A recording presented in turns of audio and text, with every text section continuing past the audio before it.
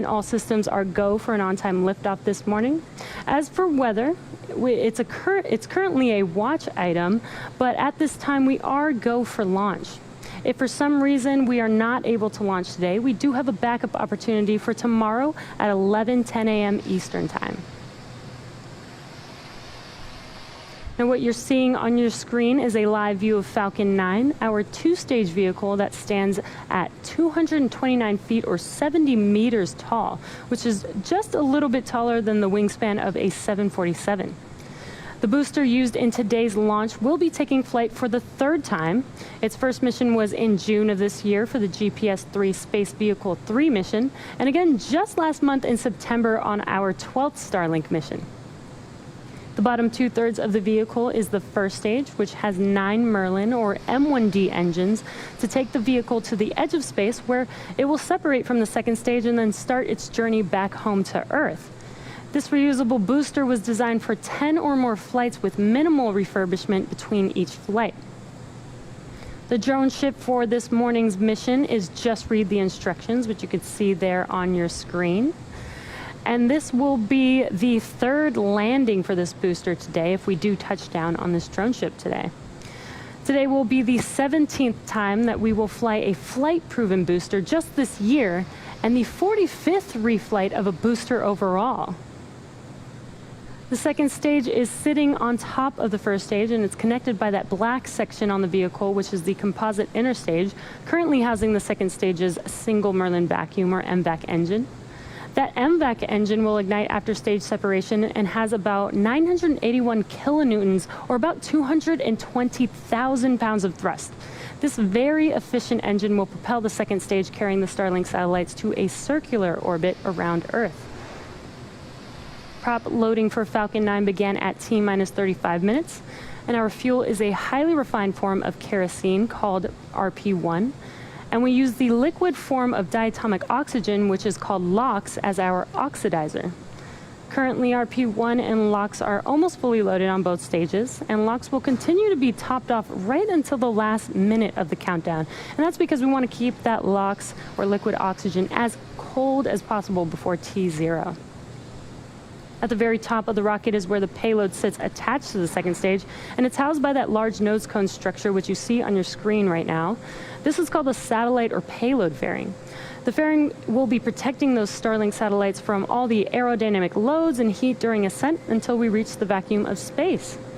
As many of you know, normally we attempt to catch our fairing halves, but our recovery vessels have been undergoing some maintenance.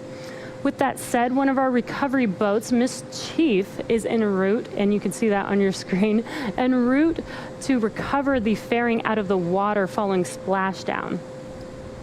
As for the weather, it does look nice over there in Florida, but we have been keeping an eye out on some thick cloud layers, so we are keeping an eye on weather until T-minus 0, but so far it is looking good for launch today. The vehicle, satellites, weather, and range are looking good for an on-time liftoff this morning. As we continue the countdown, we wanted to share a few recent updates on Starlink. This week, Microsoft announced a long-term strategic collaboration with SpaceX to connect Starlink with their modular data centers as part of Microsoft's Azure cloud computing service. This collaboration could help make internet access and networking capabilities available for customers in remote and rugged environments around the world. Speaking of remote locations, Starlink is making its way to another rural location right here in the United States.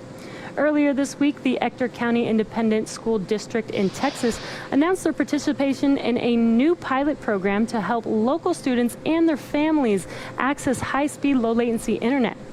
Similar to other rural communities across the country, many residents of Ector County have limited to no connectivity. This issue was magnified for the school district when COVID-19 forced school building closures earlier this year, as nearly 2 in 5 students in the district do not have access to reliable high-speed internet at home. Starting in 2021, Starlink will connect up to 45 households in the community as part of the pilot program. And as the network capabilities continue to grow, it will then expand service to an additional 90 households in the school district. Our Starlink network is still in its early stages, but if you're interested in receiving future updates on Starlink news and service availability in your area, visit starlink.com. We're currently at T-minus 3.5 minutes from liftoff, and Falcon 9 is heading down the final stretch of the terminal countdown. The first and second stages are almost fully loaded with 1 million pounds of kerosene fuel and liquid oxygen. First stage prop loading will wrap up at T-minus 3 minutes in about 20 seconds here, and second stage will complete at T-minus 2 minutes. And you will see some venting of the LOX out of the transporter erector, or the TE, and that's when the super chilled liquid oxygen mixes with the much warmer ambient air. It does create those white clouds. You can kind of see that on your screen around Falcon 9 right now. At T-minus 60 seconds, Falcon 9's complete.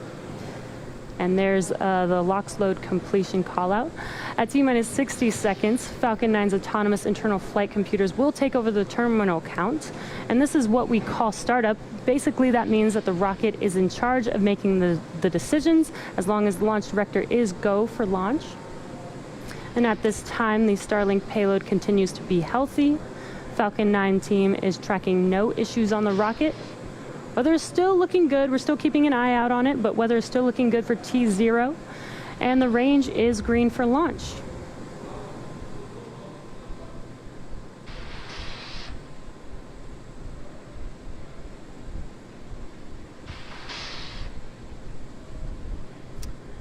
Coming up here at T-minus 2 minutes, we should be completing LOX loading here shortly. Again, as I mentioned earlier, those white clouds that you see around Falcon 9 is from the venting of the LOX line. And this is normal. There's that call out for stage 2 LOX load complete. Again, those white clouds are normal that you see there on your screen.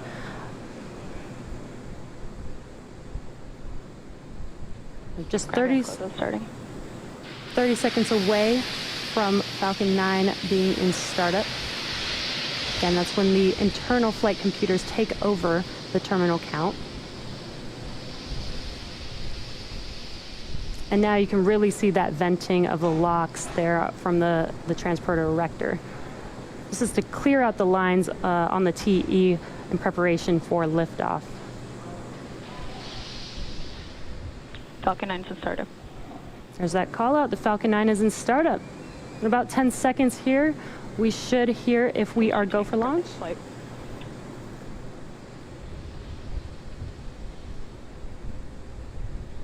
LD is go for launch. And you heard that the LD is go for launch.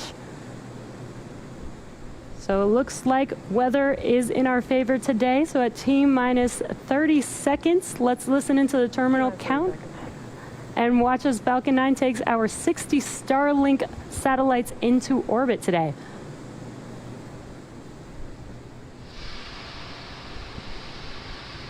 Stage 1 tank pressing for flight. T-minus 15 seconds. 10, 9, 8, 7, 6, 5, 4, 3, 2, 1, 0. Ignition. And we have liftoff.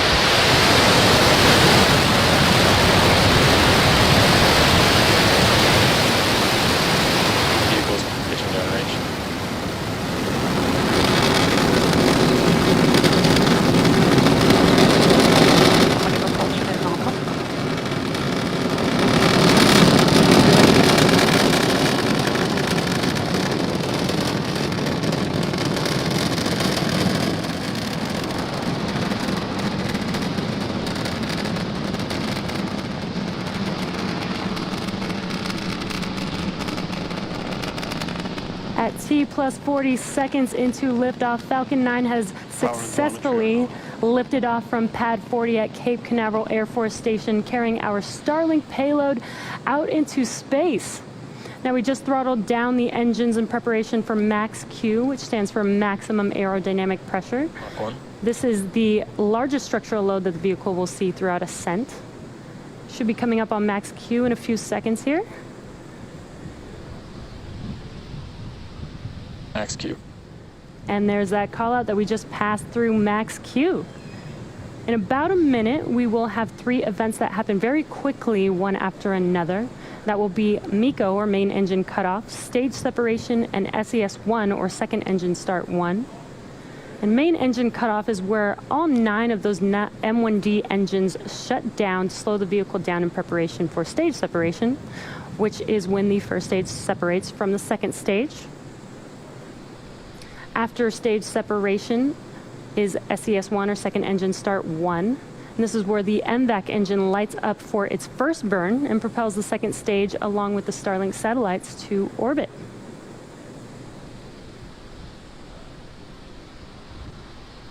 And at T plus 2 minutes, we are about 30 seconds away from those 3 events. Again, that's MECO, stage separation, and SES1.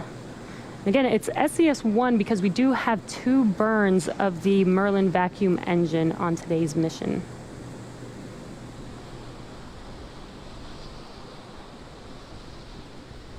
We have a beautiful view of the first stage.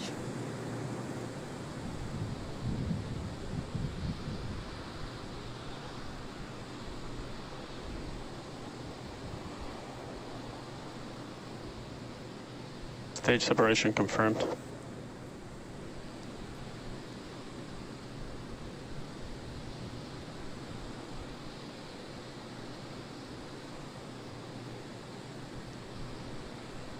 And there you just watched MECO, main engine cutoff, stage separation, and that second stage engine ignite.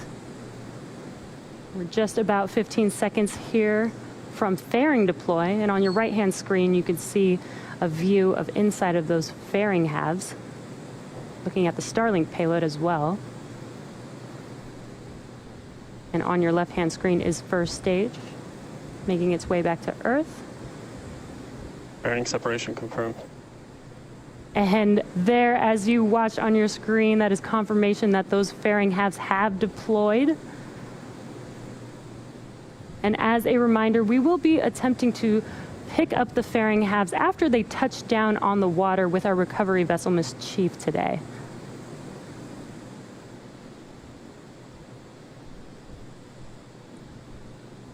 Now, with stage 2 well on its way to orbit, stage 1 is now heading back to Earth and will perform 2 burns on its way down. Acquisition of signal Bermuda. The first is the entry burn to assist in slowing the vehicle down as it passes back into the Earth's atmosphere. This will be a 3-engine burn, starting off with the center E9 engine and followed not too long after by 2 additional engines reigniting. Then the second and final burn for the first stage will be the landing burn, which is just a single E9 engine, and that is enough to rapidly slow down the vehicle to allow it to touch down on its landing zone. And again, for today, the landing zone is just read the instructions, which is currently out in the middle of the ocean waiting for this booster to come back. Stage 2 is looking good and nominal. Got a nice view of that MVAC engine on your right-hand screen. Stage 2 is taking our Starlink payload to its targeted orbit, and these 60 Starlink satellites will join the constellation already on orbit, which are designed to provide high-speed, low-latency internet to people here on Earth, and especially to places where good internet is really hard to access. It's just after T plus 5 minutes, so we're just about a minute away from the entry burn beginning on the first stage. Entry burn will be... Trajectory. There's a call out. The vehicle second stage is on nominal trajectory. That entry burn will last about 22 seconds long. And you can see on your left-hand screen the first stage, the grid fins are deployed, but they actually don't start steering until after entry burn. That's because it requires the atmosphere and air to be flowing through those grid fins.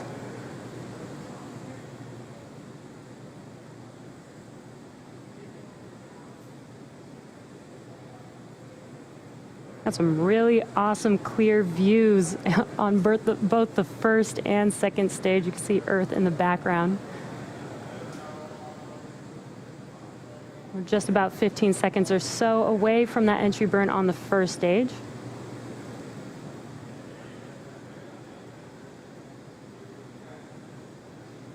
Stage 1 FTS is saved. Stage 1 entry burn steward. And there you can see the entry burn has begun. And as you saw, the plume started out small and then got larger, and that's because we light up the first single engine and then followed by 2 additional engines on this entry burn for a total of 3. Stage 1 entry burn shut down. And entry burn is now complete. As you see, those engines have shut down. So next up, in about a minute or so, will be that landing burn for the first stage. And as I mentioned earlier, it will just be the center. Follow nominal trajectories. It will just be the center E9 engine for the landing burn, and that's enough thrust to slow the vehicle down. The M1D engines have 845 kilonewtons, or 190,000 pounds of thrust. Again, that's enough to slow this very large vehicle down to touchdown on that drone ship that you see right there in front of you. That's just read the instructions. And this will be the 3rd landing for this specific booster.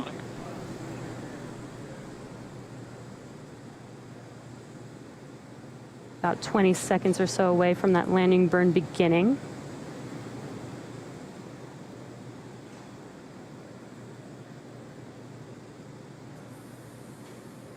It was a very clear and beautiful day over there in Florida, so hopefully we get a nice, beautiful view of first stage landing.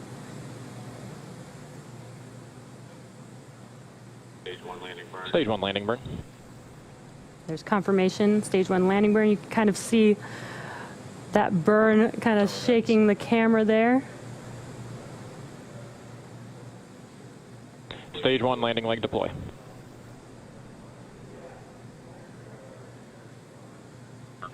Seco. Stage 1 landing confirmed. And we had a little bit of a rough camera view there, but the Falcon has landed on our drone ship for its 3rd landing on Just Read the Instructions. This marks our 63rd successful recovery of a Falcon first stage and the 11th for Just Read the Instructions. And looks amazing as we can see it there now, standing stably there. Lost the signal, Cape. Now we're waiting on your right-hand screen for SECO 1, which is second engine cutoff 1. There's that call out for SECO.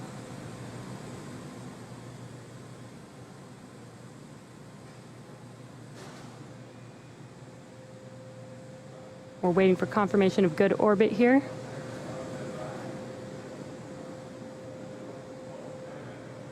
Nominal parking orbit insertion. And there's that call out that we are in a good orbit. So now the second stage is going to coast in this orbit for roughly 35 minutes. So we're going to take a quick break during this coasting time, but we'll leave you with an animation so that you can see where the Starlink satellites are in the coast phase.